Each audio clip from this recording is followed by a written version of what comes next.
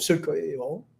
모두가 잘 되기를 원하고 건강하기 원하고 행복하기를 원합니다. 그런데 우리 인간의 행복을 방해하는 요소가 있어요. 그 행복을 방해하고 회방하는 요소가 뭐냐? 누구나 다 그 마찬가지입니다. 그 첫째가 의지가 약해서 그래요. 그래서 사람은 훈련을 받아야 된다는 말이 그래서 나오는 겁니다. 의지가 약하면 일을 하다가도 빨리 포기하게 돼 있어요. 그래, 의지가 강하면 한번 밀어붙이는 거예요. 포기하지 않게 되는 겁니다. 의지가 강한 사람은 흔들리지 않아요. 그러니까 의지가 약한 사람들은 자주 흔들려요. 몸이 아파도 흔들리고, 손해를 봐도 흔들리고, 생활이 어려워도 흔들리고, 자주 이렇게 흔들리는 거예요. 의지가 약한 거. 이것이 우리 행복을 가로막는 장애물이다. 그래서. 그 다음에 두 번째는 사리 판단을 잘 못하는 이 본능입니다. 최소한 좋은 것과 나쁜 것, 옳은 것과 그른 것, 바른 길과 바르지 않는 것을 구분할 수만 있어도 인간은 잘못되지 않습니다. 그런데 사람의 본능이라는 그렇지 않아요. 눈으로 보고 귀로 들은 것을 대부분에 치우치는 경향이 있어요. 이게 본능의 모습이거든요. 누가 좋은 말을 하면 거기 혹해서 넘어가는 거예요. 아무리 좋은 일도 자기 감정이나 기분이 나쁘면 거부하는 게 우리 모습이에요.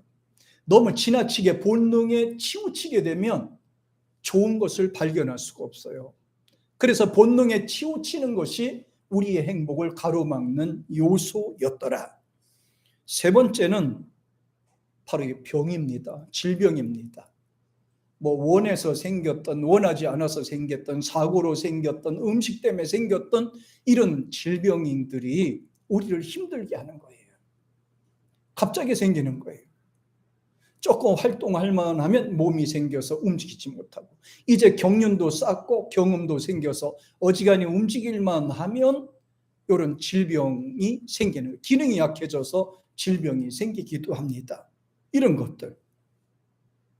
그 다음에 네 번째는 죽음이에요. 조금 행복할 것 같으면 죽을 때가 가까이 오는 거예요. 이제 성공했다, 이제 감사하고 원만하게 살만하다 싶으면 그때 되면 이제 우리가 세상을 떠날 시간입니다. 그래서 인간은 이 네 가지 테두리 안에서 불안하면서 살게 되는 겁니다. 우리 인생은 참 짧은 세상을 살아가고 있어요. 짧아요. 100년이면 너무 짧은 것 같아요. 최소한 190년은 되어야 될 텐데 너무 짧잖아요. 그런데 짧은 세월 동안에 어렸을 때부터 세상을 떠날 때까지 고난이 연속으로 다가온다는 거예요. 자기가 겪어야 되는 것도 있지만 다른 사람을 통해서 겪는 것도 있고, 가족을 통해 겪는 것도 있고, 사회적인 구조 때문에 겪는 부분도 있습니다. 이런 것들 때문에 고난을 겪어야 되는데, 이것은 하나님을 믿지 않는 사람이나 믿는 사람이 똑같아요. 육신을 갖고 있기 때문에 똑같이 고난을 갖고 있어야 돼요. 원치 않는 것이 더 많아요. 더 힘들어요. 그러나 이것을 극복해야 되거든요. 이거를 감당해내야 되거든요. 고난이 오는 것은 누구한테 핑계댔다고 사라지는 게 아니에요. 어떤 방법으로 되든 이걸 잘 극복해 나가는 사람이 그래도 가정을 지킬 수가 있고 자기의 삶을 운영할 수가 있는 거예요. 예. 문제는 언제 어떤 위험한 일들이 갑자기 다가올지 아무도 모른다는 것이 더 불안한 거예요. 오늘날 우리도 마찬가지입니다. 언제 어떻게 어떤 문제가 올지 아무도 몰라요. 병이 올지, 사건이 터질지, 자녀를 통해 힘든 일이 다가올지, 경제적인 어려움이 다가올지 아무도 모르는 거예요. 그러니까 늘 불안한 마음을 갖고 살기 때문에 사람들이 종교를 찾는 겁니다. 산에도 가고 빌기도 하고 이렇게. 아마 이것은 아마 저와 여러분들이 다 공감하는 부분이죠. 꼭 하나님을 믿지 않더라도 굉장히 마음이 불안하기 때문에 종교를 찾고 의지하게 되는 거예요. 뭔가 의지해야 불안이 없어지기 때문에 어쩔 수 없이 뭔가 의지해야 돼요. 건강할 때는 건강 때문에 살지만 나이가 먹어가면서는 점차적으로 불안이 엄습해 오는 겁니다. 그러다 보니까 건강이 약화되다 보니까 의지가 자꾸 약해져요. 일을 하려고 해도 담대함이 생기지가 않고, 연약한 의지와 장래에 대한 불안과 염려는 모든 인간들이 극복해야 되는 중요한 부분입니다. 그런데 우리 그리스도인들은 꼭 기억하셔야 돼요. 우리는 종교인이 아니라 그리스도인입니다. 그래서 하나님을 의지하고 믿는 그 사고방식을 마음속에 기억하셔야 돼요. 하나님이 도와주시고 함께 하시고 인도해 주신다. 할렐루야. 이게 중요한 거예요. 우리 한번 따라합시다. 임마누엘. 어떤 뜻인지 아시죠? 하나님이 함께 하신다는 뜻이에요. 이 사고 방식만 있으면 돼요. 이런 각오만 있으면 돼요. 하나님이 나와 함께 해주신다. 이것만 있으면 돼요. 하나님이 동행해 주신다. 이것만 생각하시면 돼요. 혼자는 불안하니까. 혼자는 불안하니까. 아무리 사람이 세상에서 행복하게 하려고 해도 마음이 불안하면 행복해지지 않아요. 그래서 우리 크리스찬들은 세상 사람들보다도 종교인들보다도 그래도 조금 나은 부분이 있어요. 왜? 하나님을 의지하니까. 고난이 와라, 사망아 올지어다, 죽음아 올지어다, 걱정 없다. 하나님을 의지하고 믿고 살기 때문입니다. 사도 바울은 이 부분에 대해서 철저하게 말씀해 주셨어요. 로마서 12장 2절 같이 한번 읽어보겠습니다. 시작. 너희는 이 세대를 본받지 말고 오직 마음을 새롭게 함으로 변화를 받아 하나님의 선하시고 기뻐하시고 온전하신 뜻이 무엇인지 분별하도록 하라. 여기에서 변화라는 말이 나오죠. 고번에 변화라는 말이 나오는데 이 말은 원래는 메타몰푸오라는 말인데요. 우리 크리스찬들이 꼭 해야 되는 거예요. 두 가지가 나와요. 첫째가 말과 행동이 변화가 되라. 믿지 않는 사람처럼 불평하거나 원망하거나 비난하거나 저주하거나 이렇게 살지 말고 하나님을 의지하는 믿음으로 살라. 어려움이 와도 기도하면서 극복해 나가라는 거예요. 그리고 또 하나는 영적 체험을 하라는 거예요. 변화를 하라는 거는 하나님을 만나라는 거예요. 성령 체험을 하라는 거예요. 은사 체험을 하라는 거예요. 말씀을 통해서 감동을 받고 성령의 인도를 받아서 살라는 것을 강조했어요. 변화를 받아 이 말은 하나님을 만나라는 거예요. 하나님을 만나지 않으니까 불안하게 된 거예요. 크리스천들은 불안을 뛰어넘어서 언제나 감사하는 마음이 넘치기를 주의 이름으로 축복합니다. 감사가 있어야 돼요. 불안해하지 말고 염려하지 말고 걱정하지 말고 하나님을 의지하기를 바랍니다. 하나님은 우리와 동행해 주세요. 하나님은 함께 해주세요. 하나님은 우리가 세상을 떠날 때도 우리와 동행해 주시는 겁니다. 그러니까 세상에 사는 문제가 있어 고난이 왔어도 심지어는 질병이 오고 죽음이 온다 하더라도 걱정하지 말고 언제나 주님을 의지하는 여러분과 제가 되기를 축복합니다. 따라합니다. 아하, 죽음도 두렵지 않다. 할렐루야. 이게 믿음이에요. 하나님이 늘 함께 하신다고 그랬고 우리를 데려간다고 말씀하셨어요. 그래서 하나님께서는 불안해했던 여호수아한테는 너는 강하고 담대할지어다. 내가 너와 함께 하리라. 야, 얼마나 멋진 말씀이에요. 너는 강하고 담대할지어다. 내가 너와 함께 하리라. 강하고 담대하자. 주님이 나와 함께 하신다. 시작. 주님이 함께 하신다니. 힘든 거는 내 마음이, 육신이 힘든 거지 나의 영과 내 믿음이 힘든 게 아니라 이 말이에요. 어차피 인간은 태어날 때가 있으면 갈 때가 있어요. 젊을 때가 있으면 늙어질 때가 있어요. 기술력을 습득할 때가 있으면 기술력이 소멸될 때가 있습니다. 사랑할 때가 있으면 미워할 때도 있는 것입니다. 중요한 거는 언제나 함께 하시는, 언제나 동행하시는, 변치 않고 함께 하시는 하나님, 도와주시는 하나님 의지하고 사는 것이 굉장히 중요해요. 그래서 하나님의 성령의 체험을 해라. 죽은 아담은 하나님께서 생기를 불어넣으셨을 때 살아났잖아요. 약한 자도 힘든 자도 어려운 자도 답답한 자도 부족한 자도 하나님의 성령이 오시면 사는 길이 열릴 줄로 믿습니다. 그만큼 의지해야 된다는 말이에요. 하나님께 대한 믿음만 있으면은 세상에서 하는 모든 일을 원만하게 감당할 수가 있어요. 하나님을 의지하는 게. 자신의 능력이나 열심도 중요하겠지만 하나님의 도우심을 의지하는 것이 더 필요해요. 의지했어요.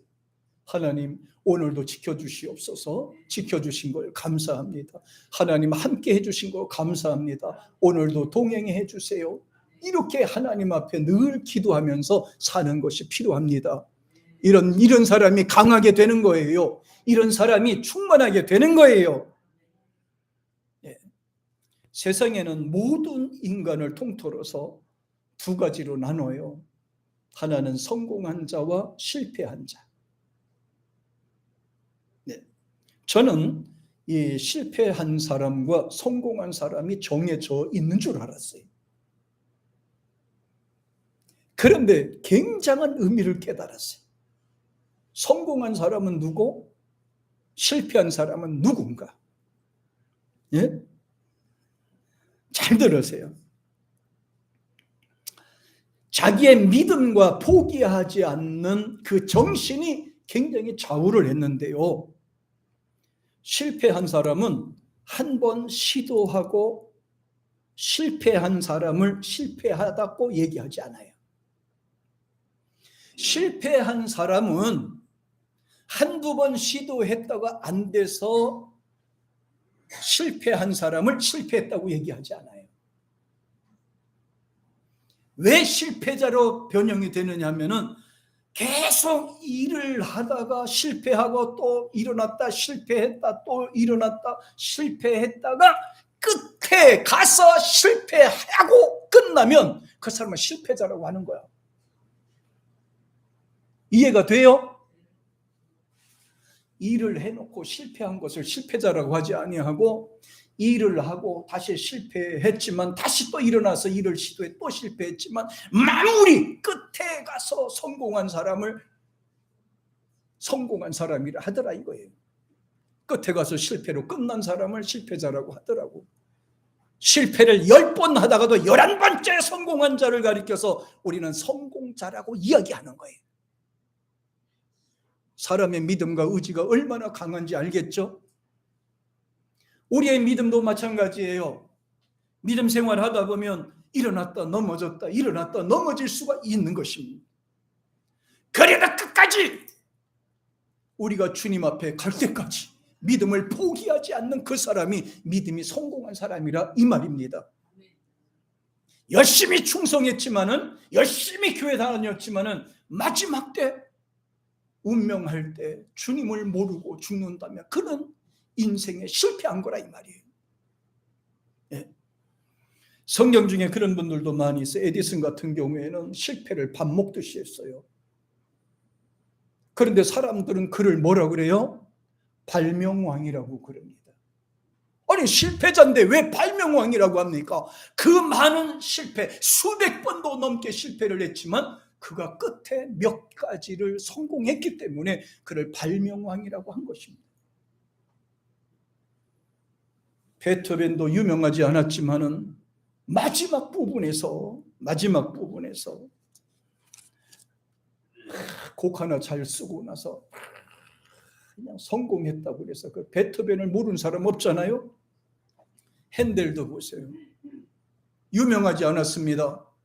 그런데 끝에 가서 핸델의 메시아라고 하는 그 곡 하나 썩어서 터뜨려가지고 성공자가 된 거란 말이에요. 지금 우리가 살고 있을 때 어렵고 힘들 수도 있습니다. 고난이 올 수도 있습니다. 넘어질 수도 있습니다. 그러나 그것이 중요한 것이 아니라 포기하지 않는 것이 더 중요하다는 거예요.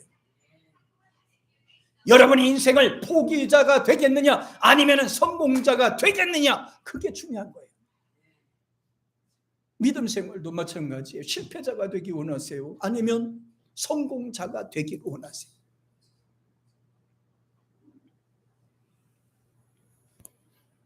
예수님께서는 마가복음 13장 13절에서 이렇게 말씀하셨어요. 같이 한번 읽어볼까요? 시작. 또 너희가 내 이름을 위하여 모든 사람에게 미움을 받을 것이나 나중까지 견디는 자는 구원을, 성공자는 여기에서 찾아볼 수가 있습니다. 내 이름을 위하여 모든 사람에게 미움을 받을 수 있으나 그러나 나중까지 견디는 자가 구원을 얻으리라. 여기서 견디다라는 말을 주목하세요. 히포메논이라는 말인데 이것이 이제 세 가지의 의미가 있어요. 그 첫째가 포기하지 않는 사람. 포기하지 않는 사람. 포기하는 사람은 실패자예요. 어떤 인생을 포기하는 사람은 실패자인 거예요. 인생을 포기하려고 하는 사람들은 의지가 약한 사람이고요. 그 사람은 사명감이 없는 거예요. 인생을 포기하려고 하는 거. 그러니까 포기하지 않는 사람이 뭐한 사람이다? 그래요. 그가 구원을 받을 수 있는 거예요. 포기하지 않는 사람이 그가 성공자가 되는 거예요. 포기하지 않는 거예요. 두 번째는 버텨내다, 이 말이에요. 버텨내다. 버티다야. 견디다는 말은 휘퍼모네니까 밑에서 우를 쳐다보는 거거든요. 여기서 내려눌리면 이거를 참고 견디는 거란 말이에요. 이걸 버티다라는 말을 했어요. 자존심 문제가 생겨도 버티는 거란 말이에요. 신앙생활은 버티는 거예요. 성공할 사람들은 버티는 사람이에요. 끝까지 포기하지 않고 버티는 사람이에요. 이런 사람이 성령께서 확 도와주는 줄 믿습니다. 버틴다 그래서 버티다. 버티는 자라고 그랬어요.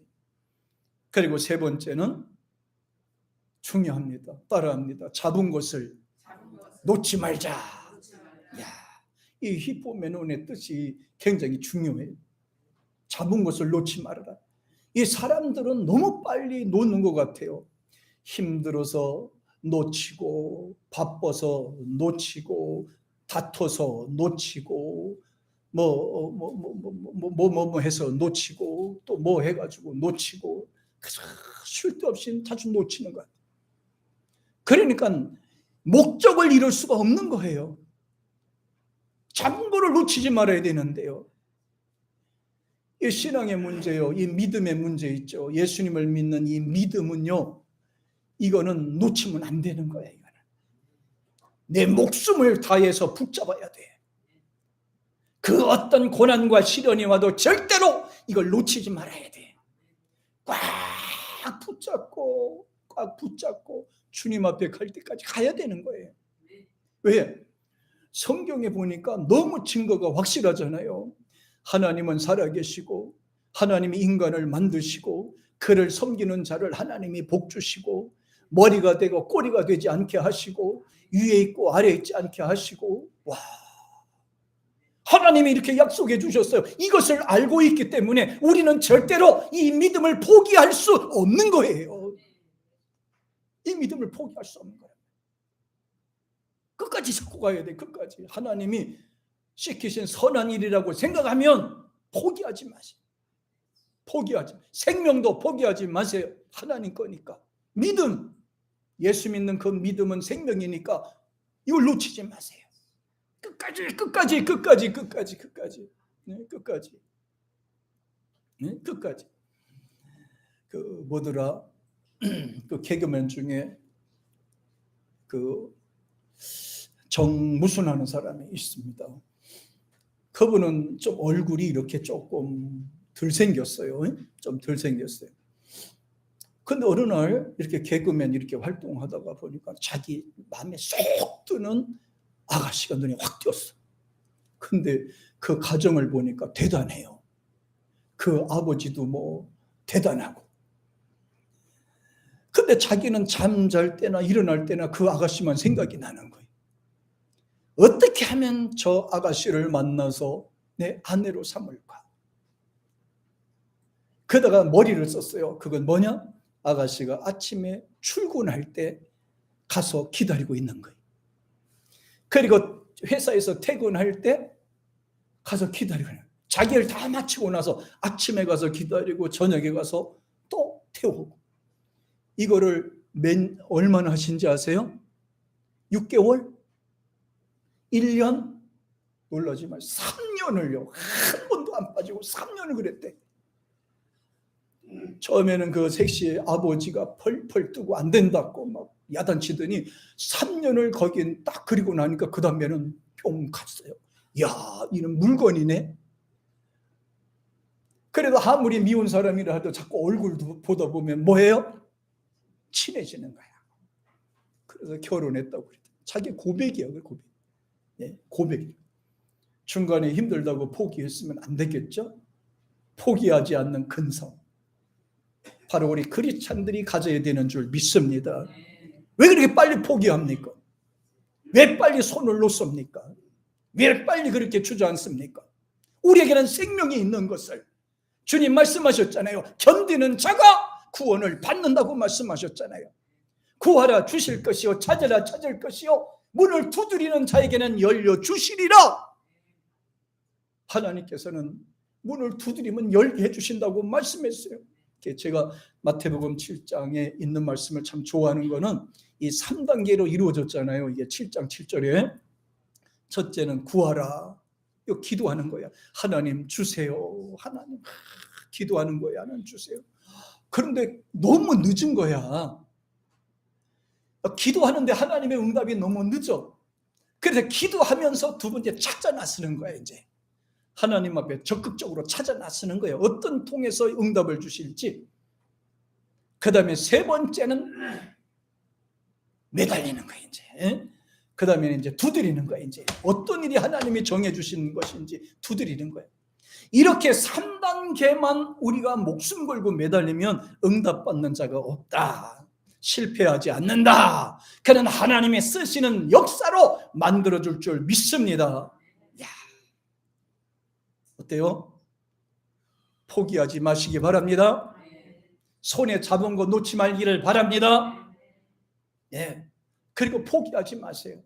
좋은 일은 포기하지 마세요. 선한 일은 포기하지 마세요. 생명 살리는 일은 포기하지 마세요. 왜 포기합니까? 하나님 우리를 의지를 넘어서 우리는 믿음을 주셨잖아요. 믿음을 뛰어넘어 주님이 동행해 주시잖아요. 내가 할 수 없으면 하나님을 의지하면서 앞으로 나가세요. 하나님이 함께 해주심을 믿습니다. 그래서 우리 교회의 일꾼들은요, 편하게 교회 생활을 하려고 생각하지 마세요. 세상 사람들처럼 놀아가면서 편하면서 그렇게 대충 인생을 살려고 하지 마세요. 왜? 여기는 생명이 있고 여기는 복이 있으니까.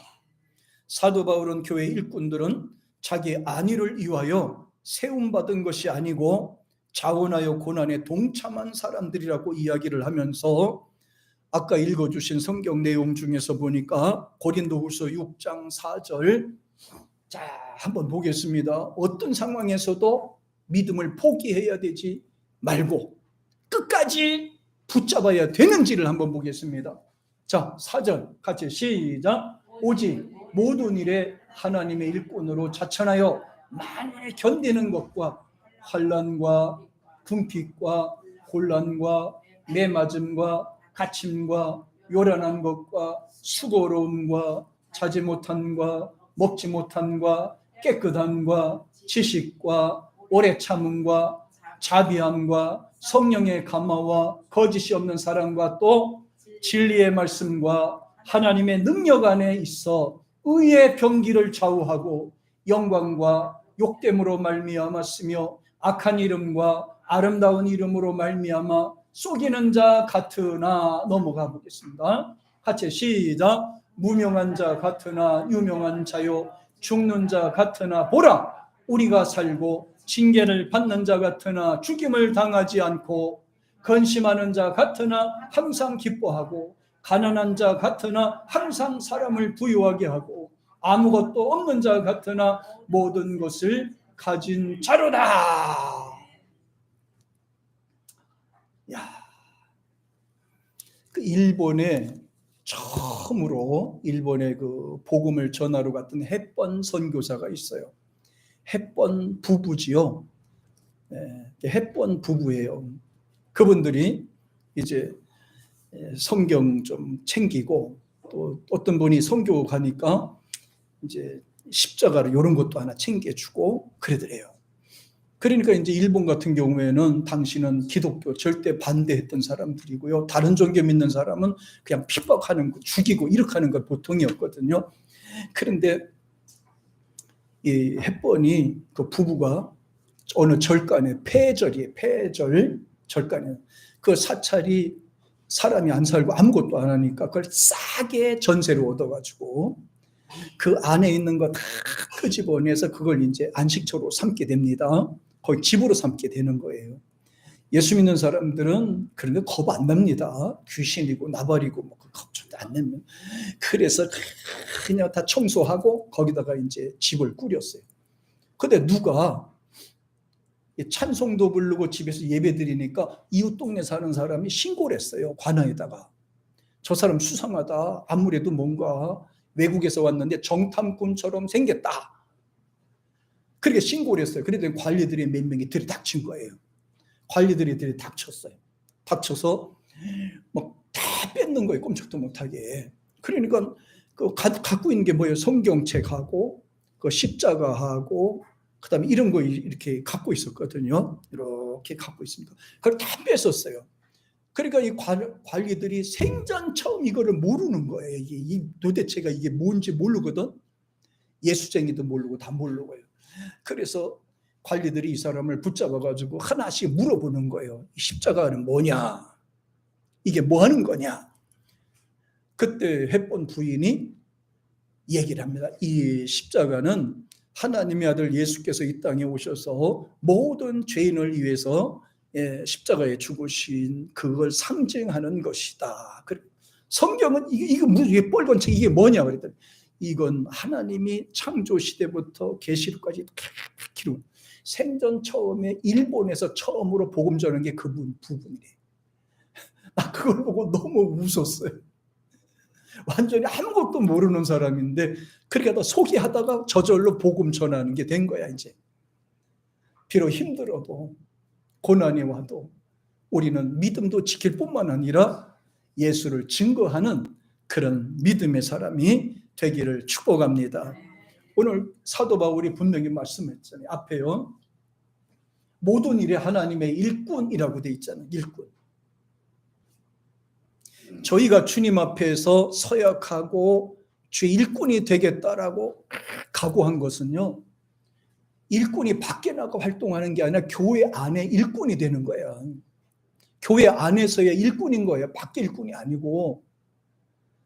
그러니까 어디 소속이 된다? 교회 소속이 돼 있어서 하나님의 일을 하는 일꾼이 돼야 돼요. 그래서 하나님의 일꾼으로 자천했는데요.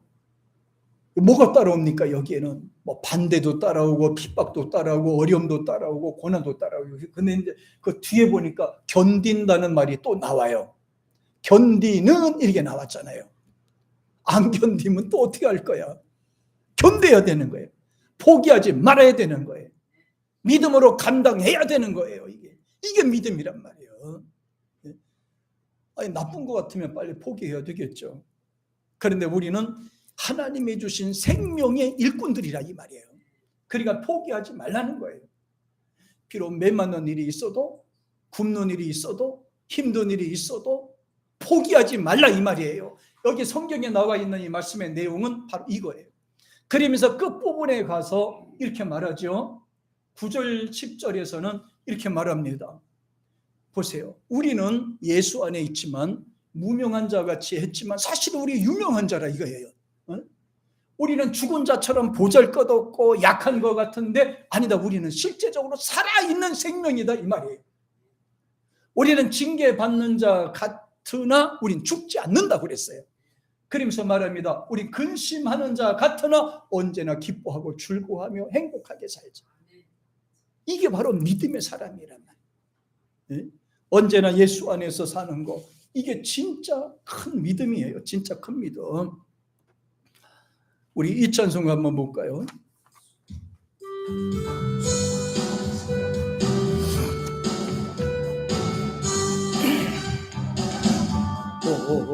오 자유, 오 자유, 나는 자유하리라. 비록 얽매였으나 나는 이제 돌아가리. 자유 주시는 내 주님께 슬픔 없네, 슬픔 없네, 슬픔 눈물 없으리. 비록 얽매였으나 나는 이제 돌아가리. 자유 주시는 내 주님께 노래하리, 노래하리, 노래하리. 나는 노래하리라. 비록 얽매였으나 나는 이제 돌아가리. 자유 주시는 내 주님께 기도하리, 기도하리. 나는 기도하리라. 비록 얽매였으나 나는 이제 돌아가리. 자유 주시는 내 주님께. 할렐루야. 하나님은 우리들 앞에, 그래서 고난이 있더라도 힘든 일이 있더라도 하나님은 이미 태어난 우리 인간에게 두 가지 길을 딱 정해 주셨어요. 바로 생명의 길이냐 사망의 길이냐. 이 세상은 이 길이 정해져 있어요. 인간 앞에 또 성공할 수 있는 길과 실패할 수 있는 길이 있다는 거예요. 성공자와 실패자는 전적으로 자기한테 달린 겁니다. 환경이 어려워서 하는 문제가 아니고 자기한테 있는 거예요. 예레미야서 21장 8절 같이 한번 읽어봅니다. 시작. 여호와께서 가라사대 너는 또 백성에게 여호와께서 이같이 말씀하신다 하라. 보라, 내가 너희 앞에 생명의 길과 사망의 길을 두었노니. 그래서 그냥 살 길과 죽을 길이 앞에 있다 이 말이에요. 그래서 세상에서는 인간이 바르게 살고 성공하는 삶을 살려고 해도 언제나 이게 삐뚤어져 있어요. 사람의 지식은 한계가 있습니다. 사람의 선택은 불안하기 때문에 그래요. 그래서 솔로몬은 이렇게 말씀합니다. 잠언서 16장 25절에서 이렇게 말해요. 시작. 어떤 길은 사람의 보기에는 바르나 필경은 사망의 길이니라. 아무리 좋은 선택을 해도 그것이 바르지 않다 이거예요. 자기의 시야로 생각하고 듣고 경륜으로 보아서 선택하는 길은